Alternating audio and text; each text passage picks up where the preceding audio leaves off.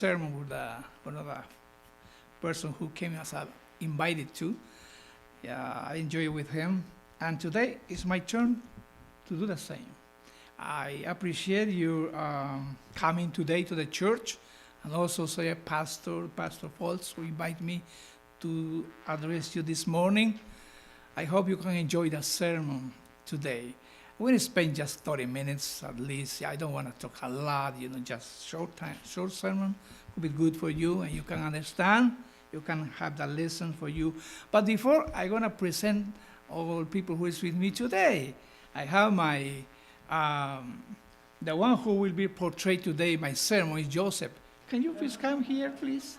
He will be with me on the side here. You want to sit down here with me? Joseph will be with me all the time. Sit down. Thank you. He's Jonah, my grandkid, the youngest in my family. I have a huge family. He's the youngest boy grandkid. But I have also my youngest daughter grandkids. She's there, Lily. Yeah, she's in the back too with his dad. My son-in-law, Luke. My daughter, Danielita. Paulita's my granddaughter too.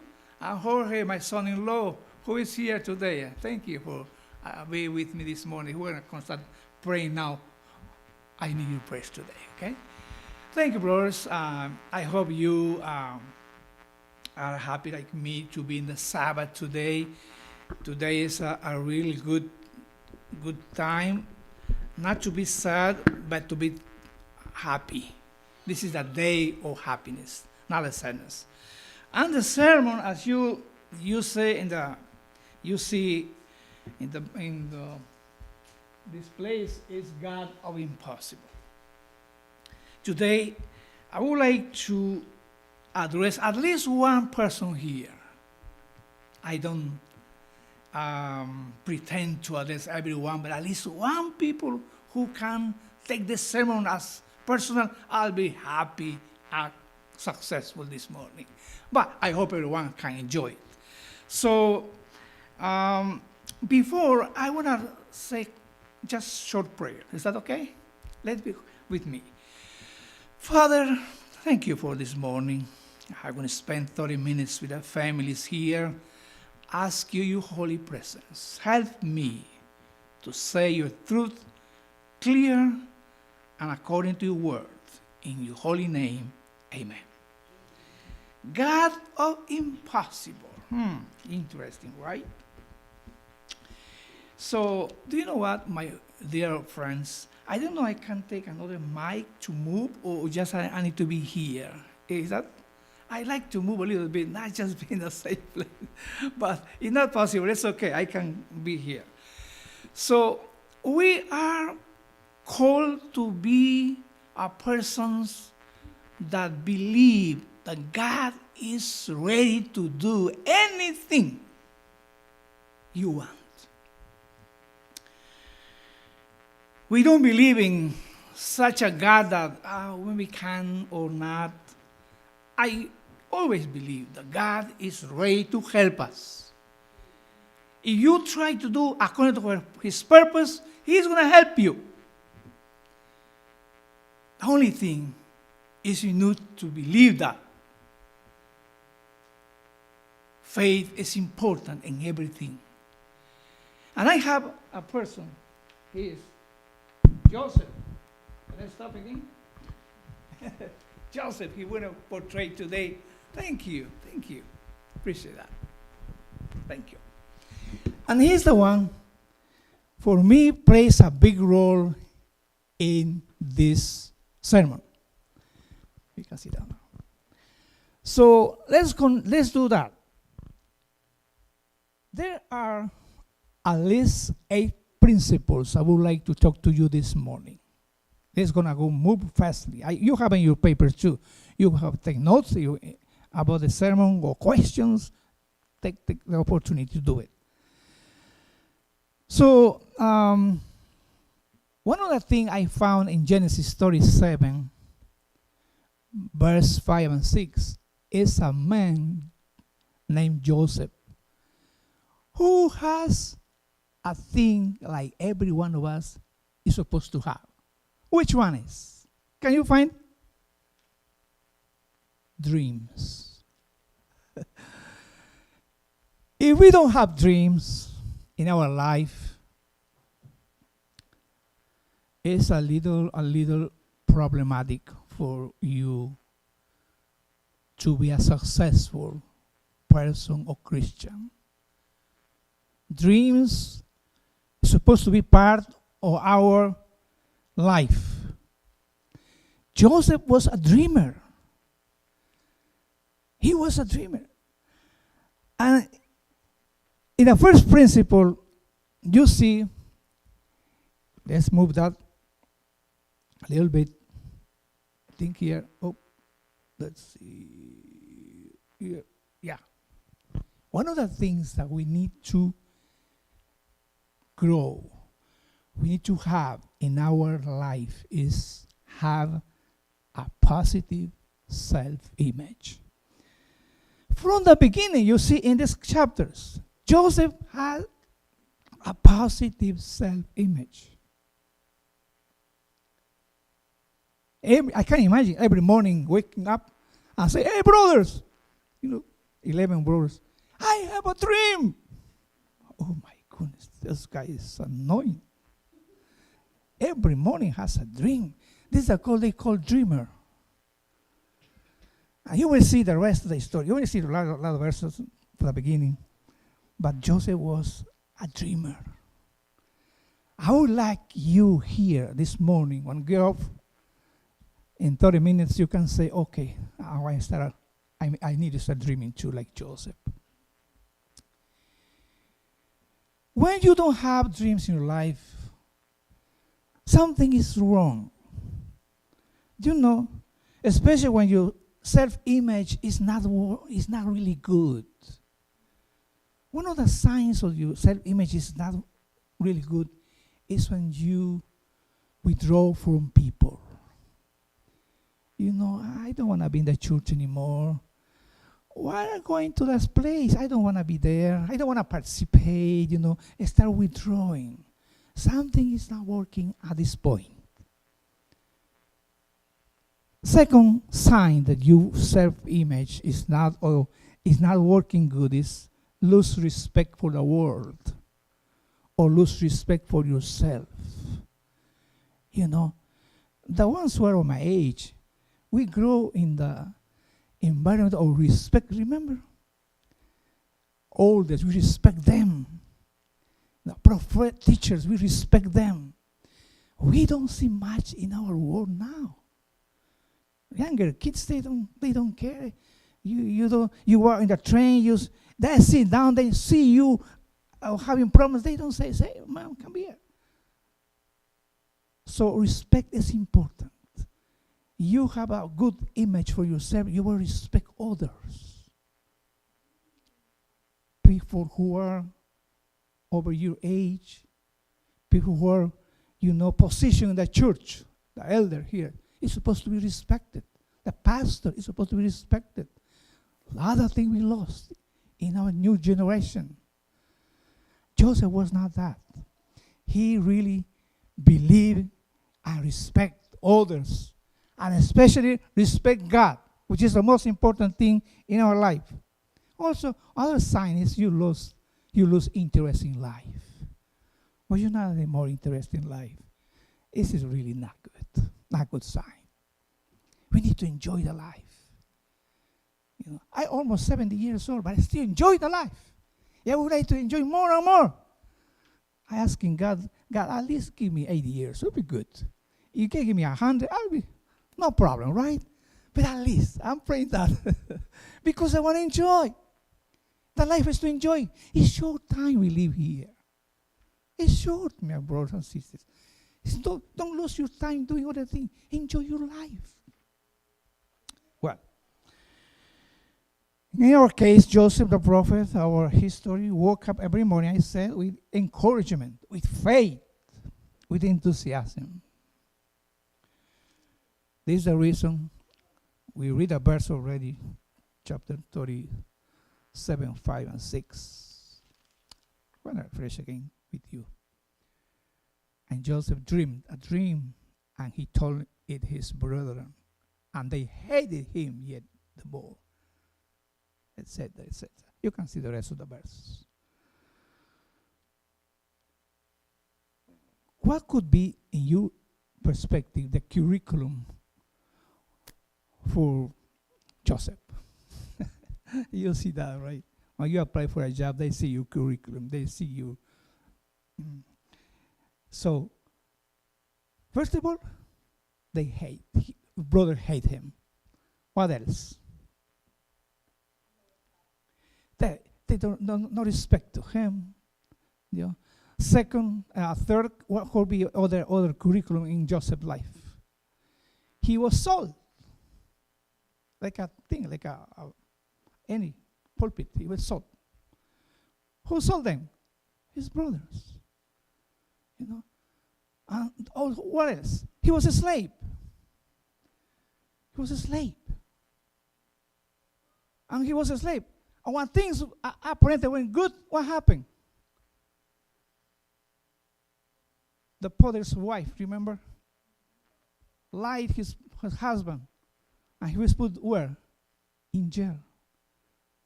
You can imagine that. What is the success? You're talking successful for Joseph. What is the success for him? You know what? When you are in the hands of the Lord, you can be worse situation. But God wants you to be successful. He prepares you to go forward. Let me move that. Okay. The first thing I said is have a good self-image. You know? And I have a reasons. Before I move that, I have a reasons. Can you help me to read the verse in the book of 1 Peter chapter 2 verse 9? 1 Peter chapter 2 verse 9. Then I'll move the next. Because it's very important. 1 Peter chapter 2 verse 9. What the Apostle Peter says in this verse? Can you read for me?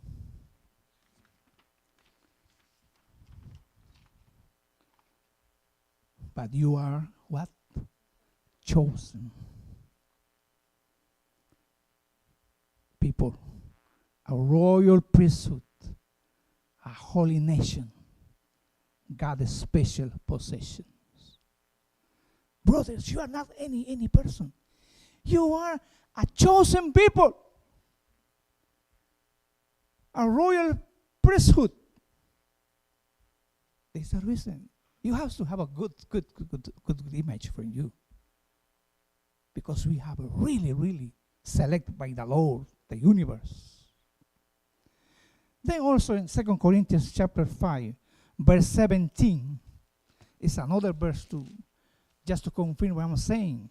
2 Corinthians chapter 5, verse 17. Therefore, if anyone is in Christ, he is a what? A new creation. You are not anymore the same. You are a new person. You have a new person. You have a new identity. Let's move on. High score.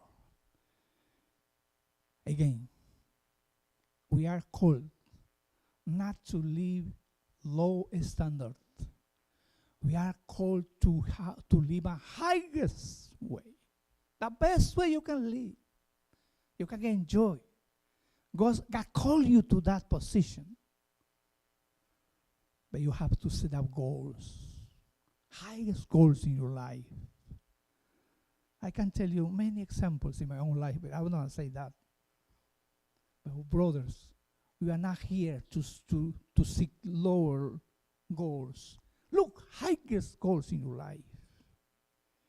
You wanna be a professor, be the best professor in your school. You wanna be a nurse, who's the best nurse in the school. My daughter is an entrepreneur. She's the best entrepreneur in Buffalo. I know that. My son-in-law is a plumber. He's the best plumber in Buffalo area too. I know that. And you guys, you have to set up good goals in your life. Highest goals. You aim to the sun, at least you will reach the moon. You don't, you set up your goals lower, it's really not good. Joseph was the one who set up goals, highest goals in his life. But not just him. You remember Moses? No, but let's say Noah. You know how old was Noah when he started doing the boat, the ark? 500 years. Very old man. He started telling people, hey, you want to build a ship. Where, Mr. Noah? In the mountains. What? Why you don't do a ship? No, there's no water, no rain. No. It will be raining. It will be really, really good. Not good. I need to build a ship. Everybody believes he's a crazy man. He's all crazy. This is all. Noah was lucky not living in our days. If somebody like Noah were doing the same like nowadays, he will be in a psychiatric center. They were moved from the church. Maybe the pastor, or I don't know. Let's take that brother in the church. That's crazy already. Thinking in that situation. But you know what? He was thinking what? High. Very high goals. The same David. Remember David? Little young, 17 years old. His brother were where? They're fighting, to the Philistines. Remember? He was in the house with dad, Jesse, and mom, let's see, and dad said, oh, no, David, go to your brothers.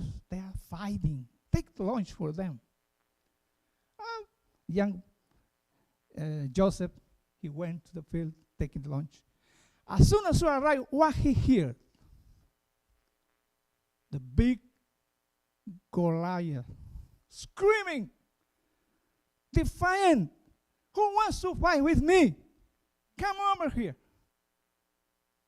Do you have a God, a poor God? You don't. I think like David get angry. He said, who is this guy? Her brother is Goliath. Nobody wants to fight with him. Everybody, the 11 older brothers was really afraid.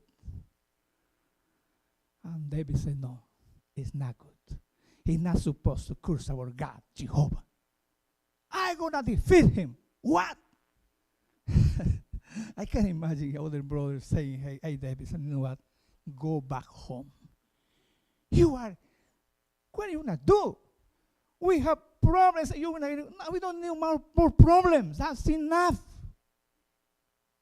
But you know this story, right? David had higher goals and defeated. They won the war. Thanks, David, little guy, 17 years old. The same we can say for Jesus himself. We read that 3 weeks ago about Jesus, right? And he was preaching, John the Baptist disciples. One of the Philip told Nathanael, remember? Hey, Nathanael, I found the Messiah. Really? Who is this? He's the guy where he's come from? Nazareth. What? Can anything good come from Nazareth? But Jesus was higher goals. His goal was to die for us, for you and for me.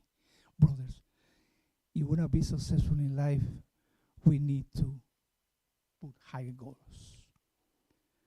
The sin destroys our dreams. You don't dream, you are still to be alive. Dreams are indispensable to have a healthy, a robust life. You don't dream, you are not living anymore. We need to have dreams, joy, tranquility, vigor, energies. Choose to God. More dreams you will have. Dream big, and God will give you power to your dreams become a reality. Anytime you want to say something or do something, the Lord will help you. Don't be afraid to go higher goals in your life. What the other one? Let's see. What? Look for challenges. As a Christians, we need to go for challenges. Somebody defy you, go forward. Don't be afraid to break challenges, obstacles. And remember, for a people like you and me, for a Christian like you and me, obstacles are not problems. What are obstacles? Opportunities. 28 years ago, I came to America, not speaking any word of English. It was so difficult. Problem? No, I said, this is my opportunity to learn English. I never learned. My wife also was so discouraged, One day, joined my daughters, 4 daughters. I said, daughters, I need to go back to Peru. I'm a nurse there. We go back to Peru. My daughters, Danielita is there already. They said, Mom, you want to go? Go back. We're going to stay with Daddy here. This changed the whole picture until today. And she's happy to be here already. Brothers, problems are what? Opportunities. Don't be afraid to face problems in your life. You can defeat it. You can overcome, but with the Lord at your side. Not yourself. Not yourself. Let's go to the next principle.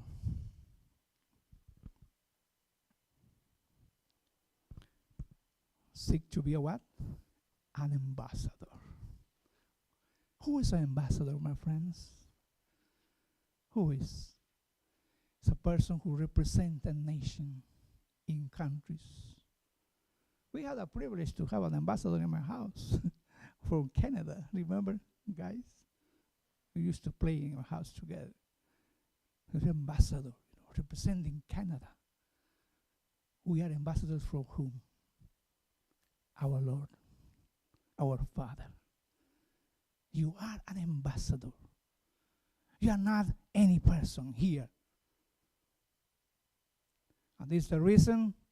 We're going to read these verses. Genesis 37, verse 18 and 19.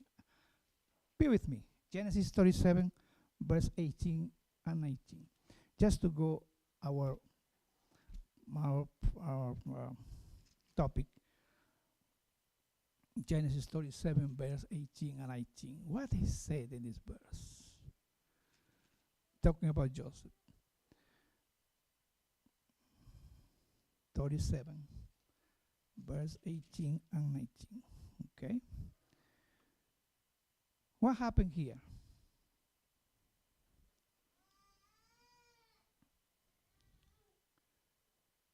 Well, first of all, let me tell you, when Joseph was taken by his brothers and put in a pit, thank God no water inside, he was thinking, how in the world my brothers betray me?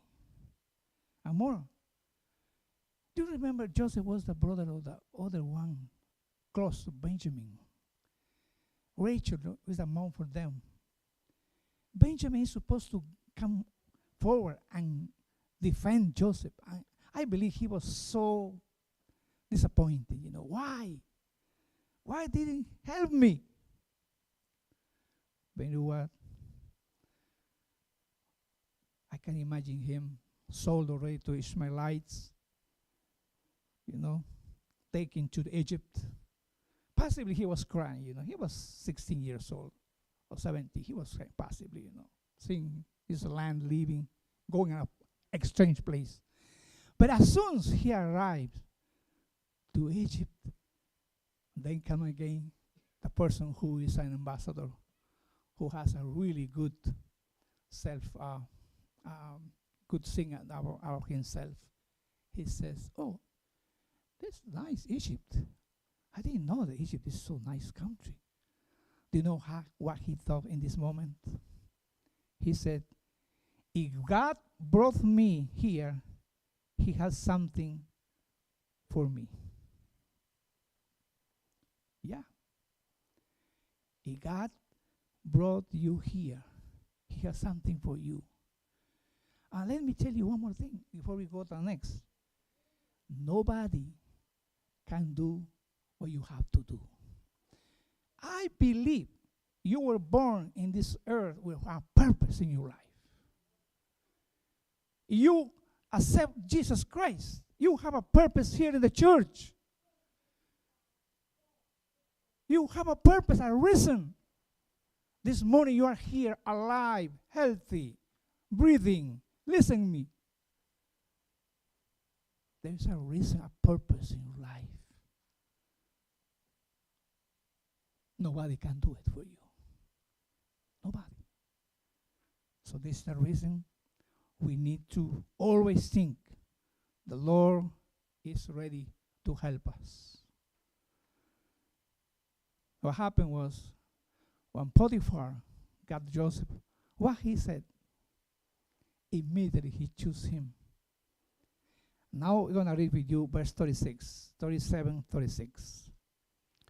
Genesis 37, verse 36. I'm trying to move faster for the time.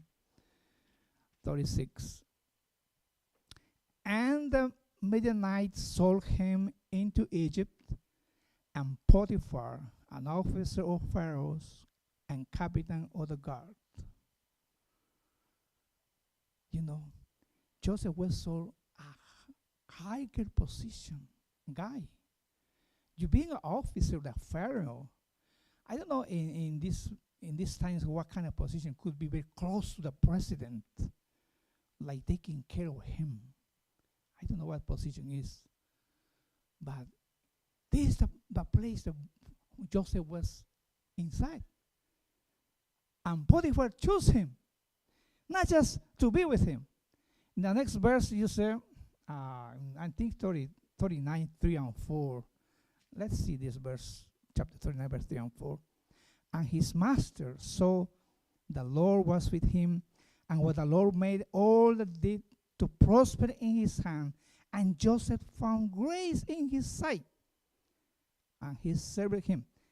And he made him, this is what I want to say, overseer over his house, and all that he had, he put into his hand.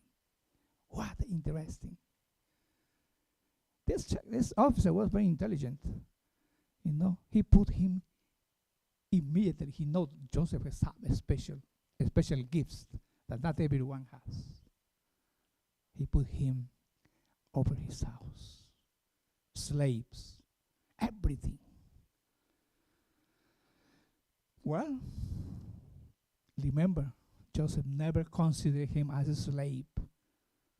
Instead of being a slave, he didn't never think, I'm a slave. I'm an ambassador. I need to do my job. This is the way the Lord wants for us to. Let's go to number 5.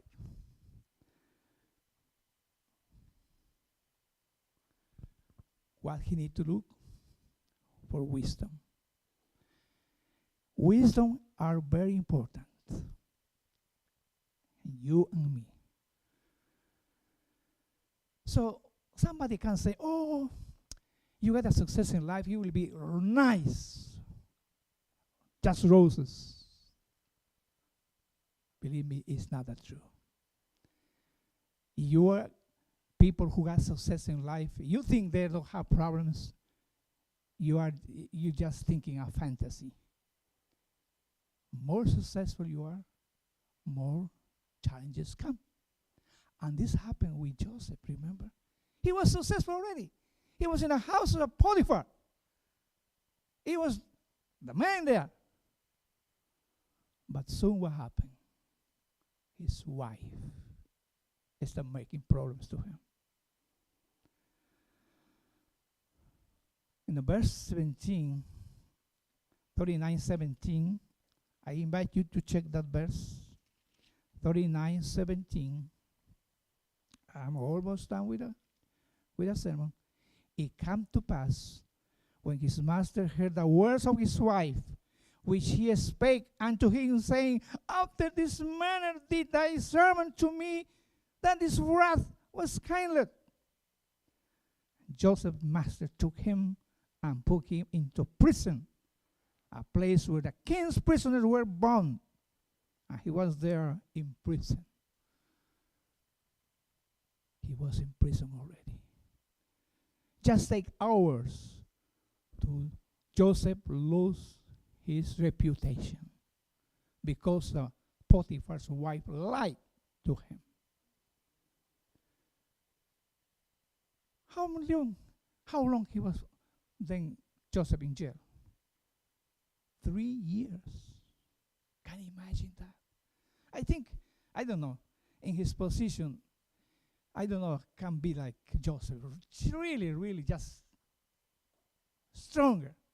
3 years in prison without no reason.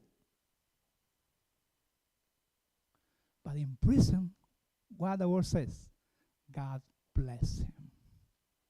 You remember he made that? He has to oversee all the people who are in prison too. And then you can see 2 of the prisoners have a dream. Remember that? This moves to the next point. All people, successful people, will say the truth when this really needs to do that. You know, 2 of the officers from the Pharaoh.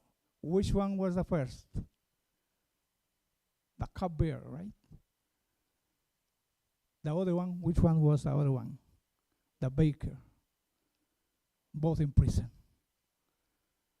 And they have something interesting. What they had? Dreams, remember?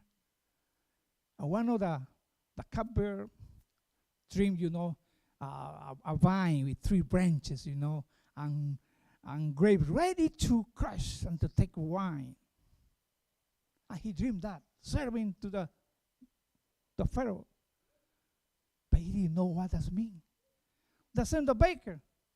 He did the same thing. 3 white baskets in his head, full of bakeries. And he saw a birds coming and eating. Both were concerned. What does it mean? And Joseph was inside. Hey guys, what happened with you? Why are you so sad? Oh, Joseph, we had dreams. We don't know what does it mean. This was the way a successful person always say the truth. What he said to the cupbearer, my brother, those 3 branches are 3 days. And you see the grapes really to crush and make wine. You soon will be put again in your position. Oh, really? Yes. The baker was at the side. Mr. Joseph, can you tell me also what I dream too? Please help me. I need to know the dream. I can imagine, Joseph. My goodness. Do you know, Mr. Baker? Those 3 white basket in your head are also 3 days. Oh, really? Oh, yes. What about the birds coming to eat the bakery? Exactly. In 3 days, you will be killed by the Pharaoh. And the birds will come to eat your body. I can imagine telling the truth. And this is a person who really is consecrated to the Lord, has to say the truth. What kind of person we are here? Brothers, this is our challenges. God called you a very successful person, but you have to follow these principles in your life. Being true, that is mean you were always looking for something in the church, There are person who believes that, right? Looking for faults in the church, criticizing. It's not what I'm telling you. I'm telling you a person who try with one each other with love. If need to restore people, we need to restore. I think this was the way Joseph lived. Let's go to the next. Oh, sorry. That's the last one. We finish with that. What happened years later? I think around 30 years later, what happened in Canaan with Jacob living, no food, a big famine. And then Jacob said to his kids, you know what? There's Egypt, they have food. Could you guys go to Egypt to buy food for us? Otherwise, we're going to die here. Then the story started, right? They went to Egypt. And who was there as a vice president? Who was there? Joseph. Didn't recognize because 17 years old now, 13 years later, he will grow already. And also he learned the Egyptian language. You remember when he presented to him? He pretend don't understand. He said, I need an interpreter. What is guy telling you? They said, sir, they want food. Where you come from? Oh, okay. So but he recognized his brothers immediately. You know what? I want to finish with that, with this thought. Do you think Joseph didn't have enough reason to hate his brothers? They have. He has enough reasons, you know. They betrayed him. They sold him. He tried to kill him. But you see the story. So nice. When the Lord, when Joseph saw his brothers, they simply believed for some reason he was there. In chapter 41, I just want to read the last verse for now. Verse 25 in ahead. You can see that in your house. And Joseph said to Pharaoh, the dream of Pharaoh is one God had showed Pharaoh that is about to do. It is what happened when he has a dream too, like the other prisoners. But he was already in a good position to help others. I want to tell you the opportunity to finish this sermon saying that if we are successful persons, always we forgive others' faults. Joseph was the one who did it in the way you can imagine. Telling his brothers, you know what, you don't worry about that. I think the Lord did it in order to help you guys now. These are the principles we have to continue. I think we're going to finish with this today. You know, telling that if one thing we have to do as Christians is to show the Lord changing our life. You are not anyone here. You are a real person called by the Lord. Your identity is not the same as others. You have a special identity, and He wants you to be a successful Christian, father, businessman, or any position you have. God bless you.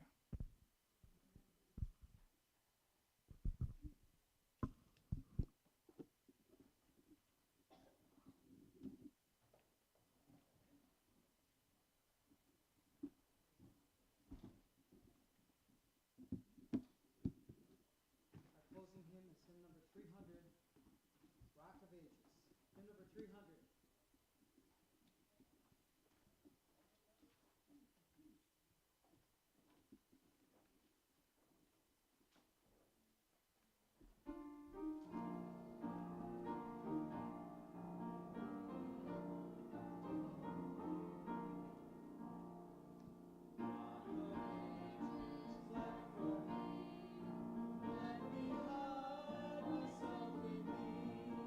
Let the water